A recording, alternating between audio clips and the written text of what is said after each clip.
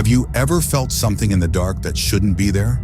Something that doesn't move, doesn't breathe, but somehow notices you first? Something that stands quietly at the edge of your headlights, watching, as if the night itself shaped a body just to see what you do? If you haven't, don't worry. Sophie Hale hadn't either. Not until she reached a place most drivers avoid without even knowing why. A stretch of cracked, desert highway locals called Dead Mile 34. A place where the sky feels hollow, where the silence hums like it remembers things, where the road looks straight but somehow feels wrong. And tonight, Sophie was going to learn exactly why. So, get comfortable, take a slow breath, let your shoulders drop. And if the room around you feels a little darker than before, that's okay. You're just slipping into the mood of the highway. Now, let's begin. Hey there, welcome back. If you enjoy slow, chilling, nighttime stories, the kind that whisper their way into your dreams, you're in the right place. And if you're new here, maybe subscribe so you don't miss the next unsettling night we explore together. All right, let's drift into the desert now. Let's go meet Sophie. Sophie Hale was the kind of college student who convinced herself she liked long solo drives. Not because she actually enjoyed them, but because she wanted to prove she wasn't scared of being alone. Which honestly is a pretty funny lie to tell yourself when your biggest fear is the dark. She didn't admit that part, of course. Not out loud, but the dark, especially the desert dark, made her skin crawl in ways she couldn't explain. Like it was too empty, or maybe too full. Her plan was simple. Drive 6 hours to Flagstaff, drink terrible gas station coffee, pretend she wasn't procrastinating assignments, and reach her friend's apartment by sunrise. Totally normal, totally safe, right? Yeah, that's what she thought too. By the time the clock flashed 2:14 a.m., she had already crossed 2 counties. The road was quiet, too quiet, stretching endlessly ahead like a black ribbon dipped in moonlight. Whoa, the desert wind nudged her car sideways from time to time, like a gentle reminder that nature still had hands. Her headlights carved through the darkness, revealing nothing but asphalt, dust, and the occasional shrub that looked suspiciously like a crouching creature if you stared too long. The air smelled like old sand and forgotten stories. And the sky? A giant empty bowl with no stars, just a quiet, heavy kind of darkness. Sophie turned up the radio. Static. A long, cold whisper of static, which was weird. The radio worked fine before. She tapped it once, twice, and then a soft sound slipped through the static, almost too faint to recognize. It sounded like crying, children crying. Sophie froze, one hand hovering over the dial. Nope, absolutely not.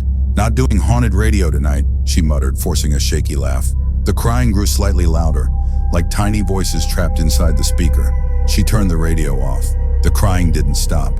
That's when her eyes flicked to the GPS, and she noticed the small glowing number on the screen, mile 34, and her stomach dropped. Because earlier, at the gas station, the old cashier had said something half jokingly, half terrified. Kid, if you're driving that way, avoid mile 34. If you can. That place doesn't stay empty. Sophie laughed at the time. You know, nervous, awkward laughter. The kind you let out when someone says something creepy, but you hope they were kidding.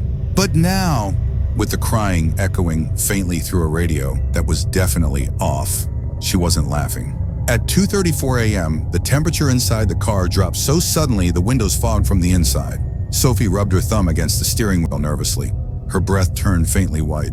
Okay, that's normal, she whispered. It's a desert temperature drop. Science, totally science. But her voice didn't sound convinced.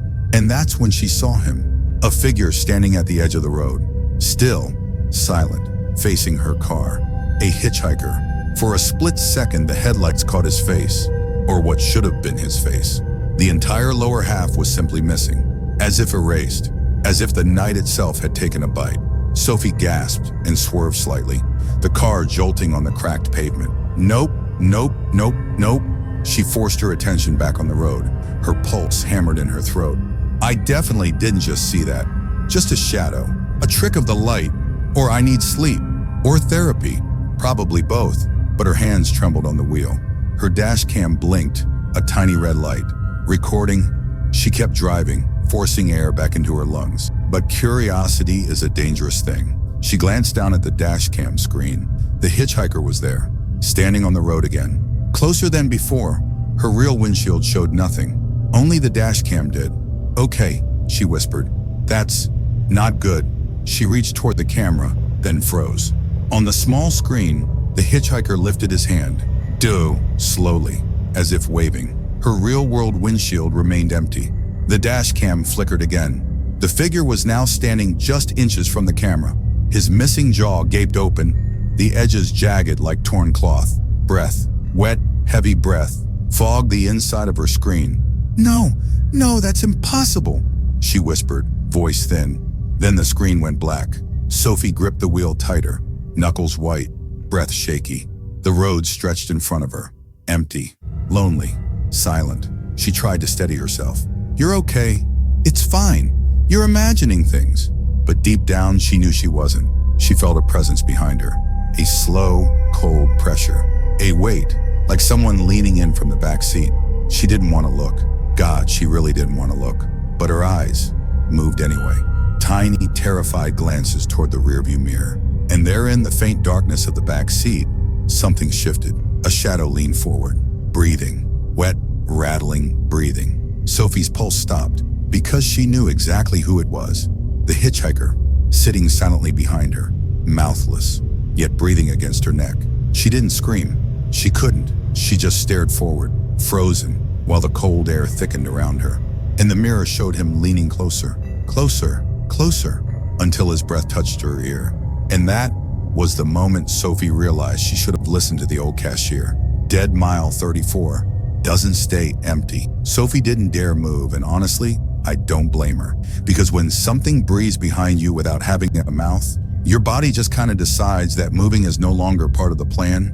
So she sat there gripping the steering wheel while the desert wind slid across the car like cold fingers, and the hitchhiker's rattling breath warmed the side of her neck in the worst way possible. Like a whisper without sound, like someone exhaling against your skin just to see if you'll flinch. And she wanted to believe, really, really wanted to believe, this was just sleep deprivation mixed with a little highway paranoia. But the air in the car felt too heavy, too real. So she forced one breath into her lungs and whispered, "You're not real," which was a bold thing to tell a ghost-shaped something sitting 3 inches from your ear. And for a second, she almost convinced herself. But then the rearview mirror fogged from the inside, right where its reflection of him should have been. And she felt that fog curl cold against her cheek. And she muttered, "Great, perfect, lovely, haunted air conditioning," because humor sometimes helps you not scream. And she eased her foot against the accelerator, hoping maybe if she didn't acknowledge him, he'd lose interest. The way you pretend you don't see a spider on your ceiling and pray it decides your house isn't worth it. But as the tires rolled over the cracked highway and the desert blurred outside, she finally gathered enough courage to check the back seat again. Slowly, hesitantly, like peeling off a bandage you know is going to hurt. And the seat was empty. Completely, utterly empty. Not even a shadow. And she let out a shaky laugh that sounded a little unhinged, whispering, okay, maybe I'm fine." But then her phone buzzed violently in the cup holder, vibrating like someone was tapping it from the inside, and she nearly jumped out of her skin before glancing down. The screen was cracked from the earlier swerve. She didn't remember cracking it, but hey, add it to the list. And across the distorted display was a notification she definitely didn't send to herself. Dashcam auto upload complete. Review footage, which was weird enough, but the GPS flickered again, losing signal and then reconnecting with a cold blue glow that replaced the map with just 2 words, mile 34, even though she was already miles past it, and she whispered, "That's not how GPS works." But the device corrected itself again, blinking repeatedly like a heartbeat, the route recalculating into a single looping line that led nowhere except back behind her, and she didn't want to think about what that meant. So she hit the phone screen with her thumb, opening the video file, because obviously the smartest thing in a horror situation is reviewing supernatural dashcam footage while driving alone in a silent desert at 3 in the morning. The recording started exactly where she first saw him, standing at the edge of the road, half-faced and still. But the footage didn't match her memory, because in the video, the hitchhiker wasn't just standing there. He was looking directly into the camera, like he knew she would watch this later, like he'd been waiting. And as the video progressed, he moved from the shoulder of the road to the middle of it, then closer still, each cut happening in a blink, like someone had edited reality into unsettling jump cuts. By the halfway point, he was inches from the lens, his missing jaw opening into a dark hollow that pulsed like a breathing wound, and Sophie whispered, No, I didn't see that, I didn't." But the video kept going, kept revealing moments she didn't remember living, including a shot from inside her car filmed over her shoulder, as if the dashcam had turned itself around, showing the hitchhiker sitting calmly in her back seat, staring at the back of her head with empty hunger, his fingers resting lightly on the seat like he was waiting for the right moment to lean forward. The breath left Sophie's chest as the footage continued until it reached its final frame, just a single still image taken from directly behind her, inside the car, at a perfect angle, showing the exact moment she had looked into the mirror earlier. Except in the video, instead of leaning forward, the hitchhiker was already right beside her face, almost cheek to cheek, his hollow mouth inches from her ear, as though whispering something into her that she couldn't hear at the time. The recording ended there, glitching into a black screen that pulsed once, twice like a heartbeat, before a final message appeared across her cracked display. "Look in the back seat again." And Sophie's breath hitched, her hand freezing midair, because the car suddenly felt colder, heavier, like someone had just sat down behind her again, and the air thickened with that same wet, rattling breath, closer than before, so close she could feel it brushing against the hair behind her ear. And as she stared at the mirror, terrified, refusing to blink, the reflection slowly, impossibly began to change, shapes shifting in the dark, forming something that wasn't there a second ago. And just as she realized the shadow behind her was moving toward her, leaning forward far, far too fast, the mirror cracked loudly from the inside. Sophie didn't scream when the mirror cracked, though honestly she probably should have, because the sound felt less like glass breaking and more like something inside the car snapping open, like a boundary that wasn't supposed to break. And she just sat there gripping the wheel while her breath came in thin, useless bursts, the desert stretching endlessly around her like a dark ocean with no shore. And she whispered, "Not again, please not again," even though she knew wishing never did her any favors. And she fought the urge to look back because the air behind her felt occupied, heavy, breathing in that wet, rattling way she was starting to recognize as his. And she tried, really tried, to convince herself that if she just kept driving, kept her eyes forward, maybe the night would swallow him back up, the way it sometimes swallows bad memories. But every mile she drove seemed to stretch longer than it should, like the highway was looping under her wheels, repeating itself in subtle ways, the same dead shrubs, the same cracked shoulder, the same empty road sign that flickered even though there were no power lines for miles. And she muttered, "Oh great, I'm in a paranormal roundabout," because humor was somehow still functioning as a survival instinct, and the GPS only made it worse, switching languages at random. Spanish, then something she didn't recognize, then English again, while the map spiraled into strange shapes that didn't resemble roads so much as veins or tree roots or something alive. The screen dimmed suddenly, pulsing with faint red light, and a familiar notification blinked across the display, replaying in-car footage. Even though she hadn't touched anything, and the video showed her, right now in real time, driving with wide, terrified eyes. But the angle wasn't from the dash cam, it was from the back seat, like someone was holding the camera just over her shoulder, watching the way her hands trembled on the wheel. And she whispered, No, turn off. But her phone ignored her, the trembling footage zooming in slowly, almost too slowly, focusing on her neck, the small rapid pulse just beneath her skin, and the screen glitched with a low hiss before revealing something new, something impossible. A second shadow rising behind her, taller, broader, moving with a strange liquid silence, as though it wasn't walking but uncoiling, the shape leaning forward with an almost curious tilt. And Sophie felt the air shift as a cold fingertip, just one, brushed her hair aside like someone testing whether she'd notice. Her whole body tensed, a tremor passing through her spine, and she whispered, "Please don't," even though she didn't know what she was begging for.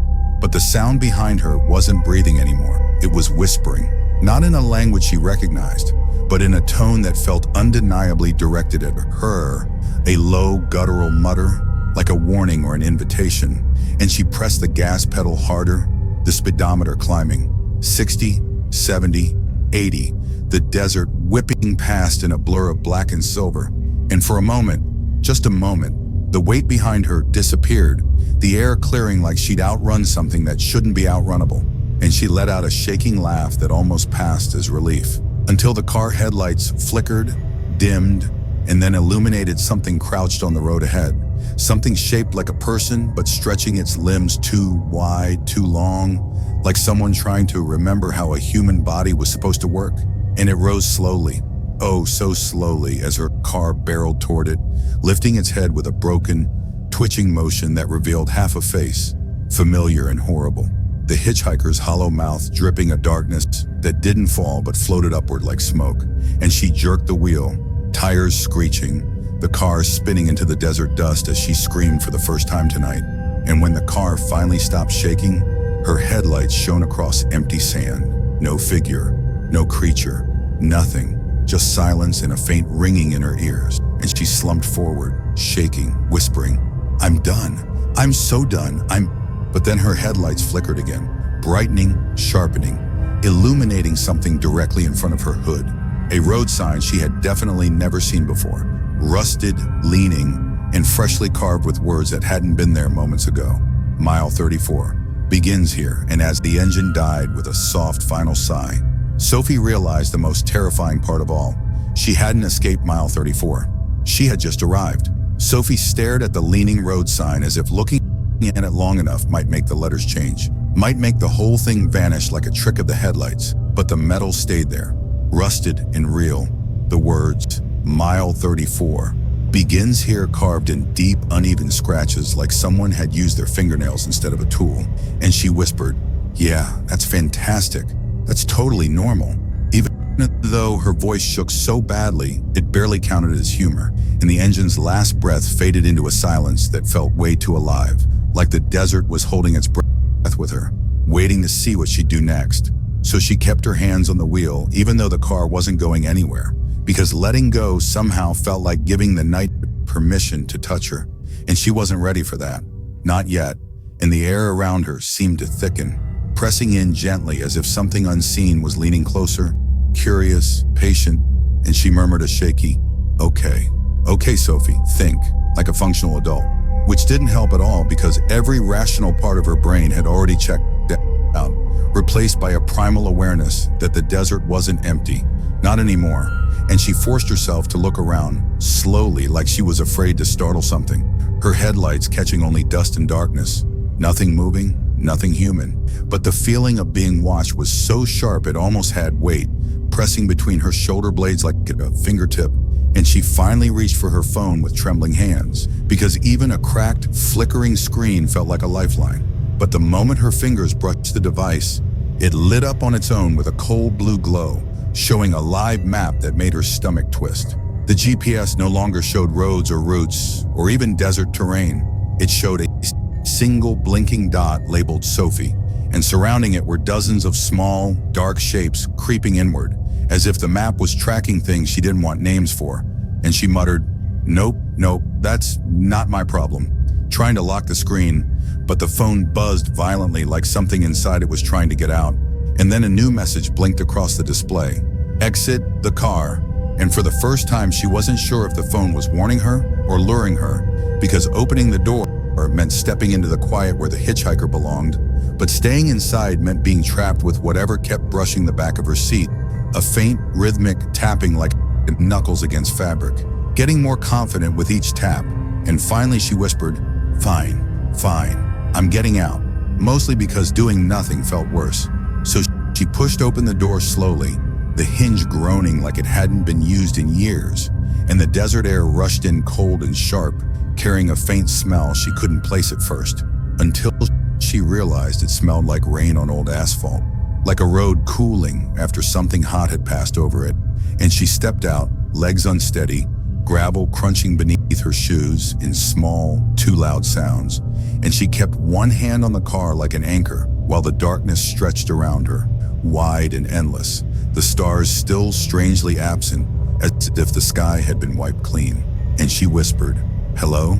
because humans do incredibly dumb things when scared, like talking to the dark, and for a long moment, nothing answered, just the wind sliding across the sand, until the road sign beside her creaked, slowly tilting a few inches more, as if something huge had just brushed past it, and she swallowed hard as the shadows around it grew thicker, deeper, curling at the edges like smoke, and she took one shaky step back, but her phone buzzed again, glowing with a new message. Don't look away. And of course, she immediately looked away because fear short-circuits instructions, and the moment her eyes left the sign, she heard it, a low, dragging sound behind her, something moving across the asphalt with a weight and rhythm that didn't belong to footsteps or wheels or anything she understood, and she turned slowly, way too slowly, her heart thudding unevenly as the headlights flickered and finally stabilized, illuminating a shape in the middle of the road, tall and bent at an unnatural angle, like bones arranged wrong on purpose. And the hitchhiker's half-face caught the light, the hollow jaw dripping that strange smoke again, rising instead of falling, twisting into shapes her mind refused to recognize. And he took one slow step toward her, the dragging sound echoing with each movement, and Sophie stumbled backward, whispering, "Please don't, please don't, please don't." But she froze as another sound rose behind her, softer but unmistakable. Footsteps, multiple, light and uneven, like children wandering barefoot across broken pavement, and she spun around to see small silhouettes forming at the edges of the darkness. Tiny figures with blurred faces, shoulders shaking with silent sobs that echoed the crying she'd heard in the radio. And as they stepped into the pale beam of her dying headlights, she realized they weren't coming toward her. They were circling her, forming a ring of small, trembling shapes like they were afraid of something much worse standing behind her. And her breath hitched because whatever scared them was now breathing against the back of her neck. A cold, patient exhale that raised the tiny hairs along her skin. And as the children lifted their heads in unison, pointing not at her but past her, she finally, slowly turned around and saw something she could not have seen before. Something impossible. The hitchhiker wasn't alone anymore. A second figure stood beside him, taller, broader, its face completely missing. Not half, not torn, just a smooth, blank surface like someone erased it entirely. And it lifted an arm, extending one long finger toward her car, and Sophie followed its gesture with terrified eyes, only to see her driver's door slam shut on its own, the locks clicking in sequence, lights flickering as her dash cam turned on by itself, recording, the lens pointing not toward the road, but toward her, exactly as if the car itself had been waiting, watching, ready for her to step away. And the blank-faced figure finally spoke in a voice that didn't come from a mouth. It came from everywhere at once, a low vibration crawling under her skin as it whispered, "You never left mile 34. And as Sophie tried to back away, her feet hit something soft, something she hadn't noticed before, a shape half buried in the sand. And when she looked down, her pulse stopped cold, because it was her own backpack, half torn, filled with objects she hadn't lost yet, as though it had been lying here for days, waiting for her. And before she could even process the impossibility of that, the zipper slid open by itself, and something inside it moved. It's strange how walking toward the end of a story can feel a lot like walking deeper into a forest you never meant to enter. And that's exactly how it felt now, as I stepped back into that long dirt road leading away from the cabin, the sky hanging heavy and low like it was listening to every breath I took. And I remember thinking, because my brain likes to entertain itself when it's terrified, that this would be a fantastic time for some cosmic sign telling me I wasn't completely losing my mind. But instead, all I got was the same cold air brushing the back of my neck, like invisible fingertips tracing a warning, slow and deliberate. And I kept walking even though every instinct begged me not to, telling myself maybe, just maybe, I'd wake up tomorrow and laugh about all this like it was one of those bizarre dreams you overshare at breakfast, even though you absolutely shouldn't. But the road didn't feel like a dream anymore, not with the ground vibrating softly under my feet as if something huge and ancient was shifting underneath the soil, something that had been listening to every step I'd taken since the moment I arrived. And by the time the trees closed in around me again, I realized how quiet it had become. Too quiet, like the world was holding its breath just to see what I'd do next. And I whispered out loud, more to myself than anything else, Yeah, I don't like this at all, which didn't make anything better. But saying it out loud made me feel a little less like I was dissolving into the dark. And then I saw it, the shape standing in the path ahead. Same height as me, same outline, same posture, but its face was turned just a few degrees too far, like someone had rotated my reflection and didn't bother checking if human necks could actually do that. And it just stood there, unmoving, watching me with a stillness so unnatural it made the air around it ripple like heat, even though everything was freezing. And for a moment, I genuinely considered turning around, pretending I hadn't seen anything, maybe writing a strongly worded letter to the universe about boundaries. But the thing took one slow step toward me, and that step sounded exactly like my own footstep, my weight, my rhythm, my pace. And it hit me that this wasn't just some shape or creature or hallucination. It was me, or something that wanted to be me, something that had been learning me, studying me, rehearsing me like I was a script it couldn't quite memorize. And the fear that washed over me was this strange blend of cold dread and a weird, inappropriate thought that popped in like a comedian at a funeral. Something like, great, even the ancient nightmare entity wants my job. But the humor didn't help, because the thing lifted its hand, my hand, and pointed behind me, slowly, deliberately. And even though I didn't want to, I turned, and that's when I froze completely. Because the cabin was gone, the forest was gone, the road was gone, and in their place was a massive open field stretching impossibly far under a sky filled with swirling shapes that moved like they were alive, whispering in a language that sounded familiar and wrong at the same time. And right there in the center of the field was another version of me, kneeling in the grass, whispering something over and over, too soft to understand, but definitely my voice.